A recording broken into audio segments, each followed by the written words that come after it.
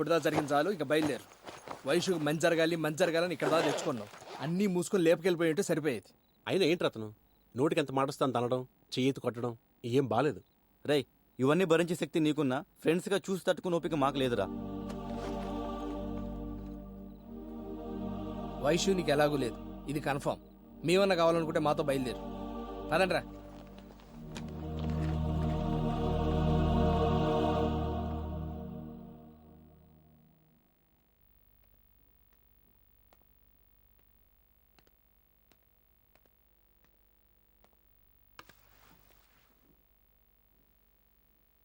మళ్ళీ ఎందుకు వచ్చావు?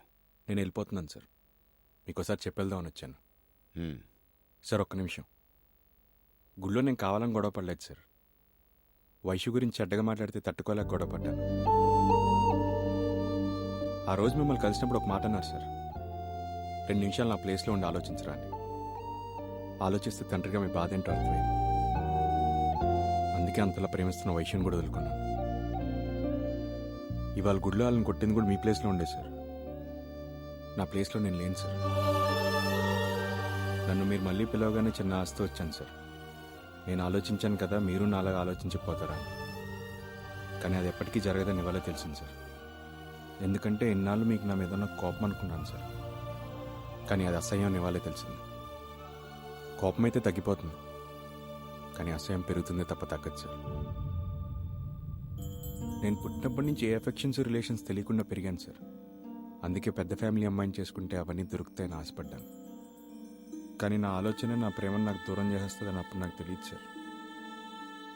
చిన్నప్పటి నుంచి నేను చాలామందిని కొట్టాను, నన్ను చాలామంది కొట్టారు. నాకెప్పుడు ఏం అనిపించలేదు సార్. ఎందుకో మీరు కొట్టిన దగ్గర నుంచి బాగా ఏడుపు వస్తుంది సార్.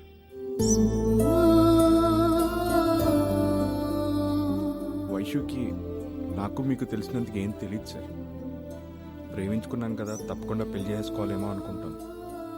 కానీ దానివల్ల ఏం జరుగుతుందో మీకు నాకే తెలుసు. మీరు మీ అక్క జీవితంలో చూశారు, నేను నా జీవితంలో చూస్తూనే ఉన్నాను. వైషు మనకు మాట్లాడింది సార్, మర్చిపోగలవా అని. తనే నా జీవితం అయినప్పుడు ఎలా మర్చిపోగలను సార్. నేను పోయేటప్పుడు నా చుట్టూ నలుగురు లేకపోతే నా తప్పు అవుతుంది, కానీ పుట్టేటప్పుడు లేకపోతే నా తప్పు ఎలా అవుతుంది సార్. కనీసం ఇది చెప్పుకునే అవకాశం కూడా మీరు నాకు ఇవ్వలేదు. అక్క, ఈ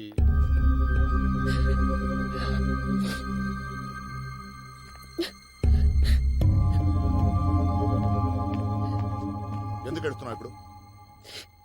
ఎందుకు ఏడుస్తున్నావు? చెప్పక్క దీనికి.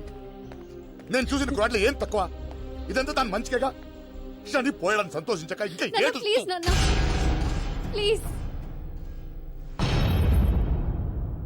ఏడవటం కాకపోతే జీవితంలో ఇంకేం మిగిలింది?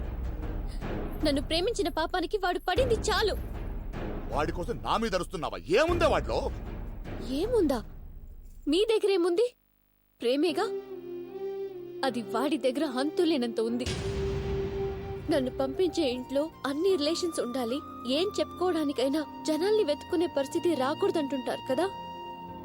గౌతమ్ నాతో ఉంటే నాకు పరిస్థితి రాదు నాన్న. ఫ్యామిలీ అంటే నంబర్ ఆఫ్ పర్సన్స్ కాదు, నంబర్ ఆఫ్ ఎమోషన్స్. ఆ ఎమోషన్స్ అన్ని చూసే నేను వాణ్ణి ప్రేమించాను.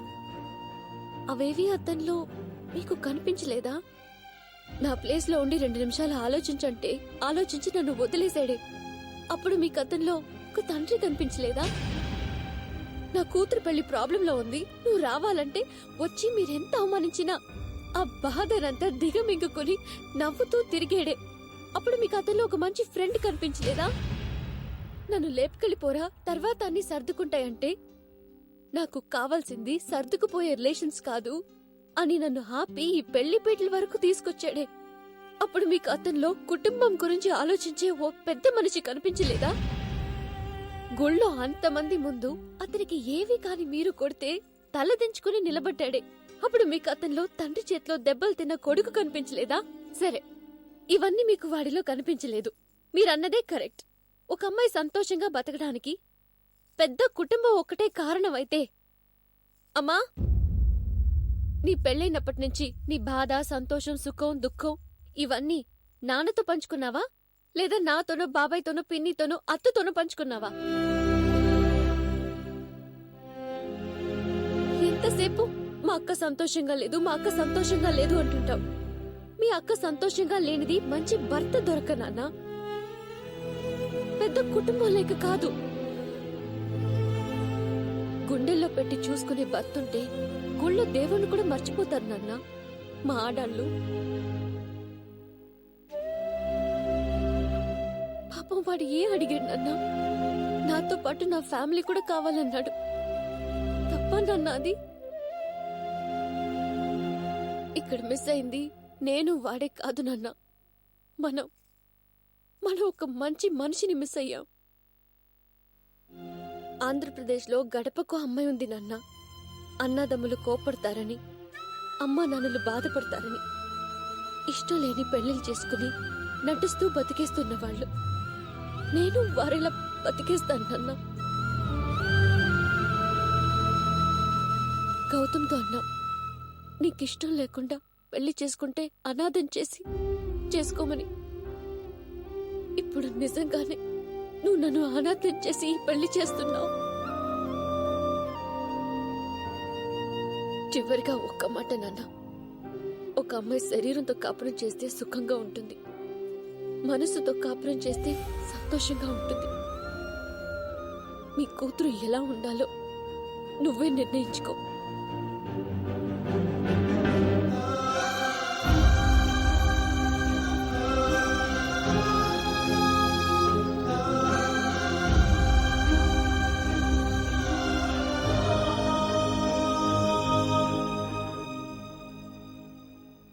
ఏమిట్రా ఆలోచిస్తున్నావు?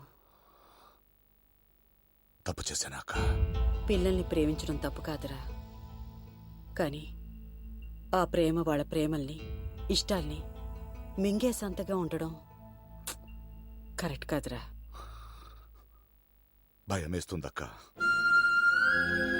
నిన్ను కూడా ఇలాగే నమ్మించాను. కానీ ఎన్ని సాధించినా, ఎంత సంపాదించినా జీవితంలో ఏదో బాధ. అక్కడక్క ఎన్ని కష్టాలు పడుతుందో, ఎన్ని బాధలు పడుతుందో అన్న భయం నీకు తెలియదక్క. అన్ని కష్టాలు పడుతున్నామే అనుకుంటారు ఆడవాళ్ళు, కానీ మీరు కష్టాలు పడుతున్న విషయం తెలిసి తట్టుకోవడం ఏ తమ్ముడికైనా, అన్నయ్యకైనా, తండ్రికైనా నరకం అని నీకు తెలియదక్క. అందుకే వాడి ప్రేమలో నిజాయితీ ఉన్నా ఒప్పుకోలేకపోయాను. ఒరే, ఎంత తొందరగా పెళ్లి చేసుకుంటే అంత తొందరగా సింగిల్ బెడ్రూమ్ మారిపోవాలనుకునే రోజులు రావి. అలాంటిది పెళ్ళైన తర్వాత అత్త మామల్ని అమ్మా నాన్నలుగా, బావమరిదల్ని అన్నదమ్ములుగా, మరదల్ని చెల్లెళ్ళుగా, ఆ అమ్మాయి కుటుంబాన్ని తన కుటుంబంగా చూసుకుందాం అనుకునేవాళ్ళు ఎంతమంది ఉంటారు.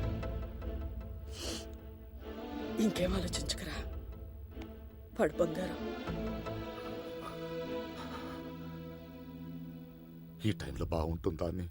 ఒరే, ఇప్పుడు ఆలోచించాల్సింది టైం గురించి కాదురా, నీ కూతురు జీవితం గురించి. పోరా.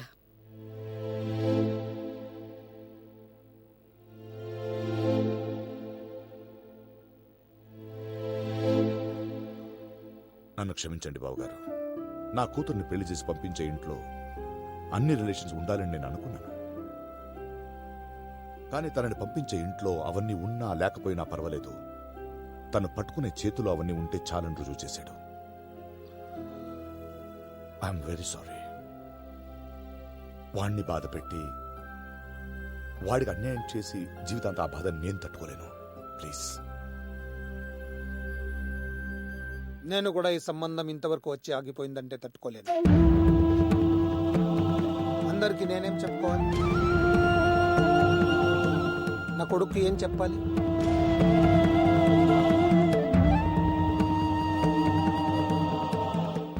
This is last and final call for the passengers traveling to the Newark by Emirates Airlines. Flight number EQ101. Please proceed with boarding to gate number 7. ఎక్కడ దాకా మీరు? న్యూయార్క్. మరి అక్కడ జాయింట్ ఫ్యామిలీస్ అవి ఉండవు కదా, ఎలా?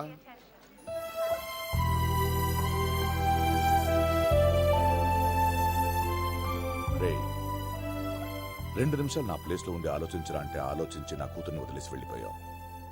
నువ్వు వచ్చేసిన తర్వాత నీ ప్లేస్ లో ఉండి ఆలోచించడం మొదలు పెట్టాను. 2 సెకండ్లు కూడా ఉండలేకపోయాను రా, అంత భయంకరంగా ఉంది. ఎలా తట్టుకున్నావురా? ఆశపడ్డం నిరాశపడ్డం అంతలోనే సర్దుకుపోవడం చిన్నప్పటి నుంచి అలవాటైపోయింది సార్.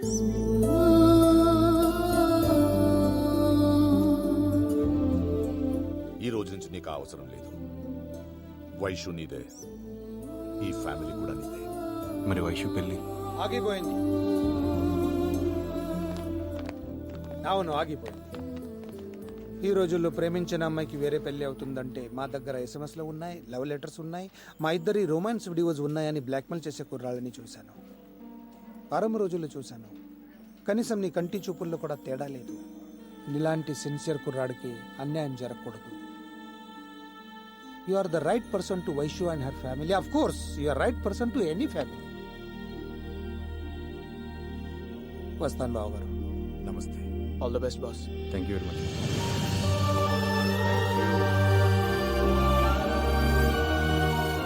రా, ఇప్పుడు వైష్ణు కన్విన్స్ చేయాలి.